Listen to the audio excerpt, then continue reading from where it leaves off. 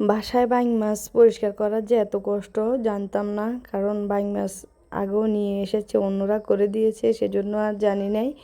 আর আমি কাটার চেষ্টা করেছিলাম, হচ্ছে না দেখে আমি ভাবলাম যে জালি দিয়ে পরিষ্কার করব।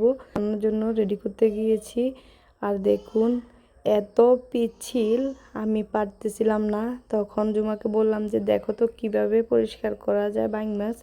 তারপর আর জুমা বললো যে সিরকা আর লবণ দিয়ে আধা ঘন্টার জন্য ভিজিয়ে রাখো, দেখবার 2 মিনিটে উঠে যাবে। তারপর আর কি করার, জুমার কথা মতো আমি সিরকা আর লবণ দিয়ে পানি দিয়ে আধা ঘন্টার জন্য ভিজিয়ে রেখেছি, যে কয়েকটা করেছি।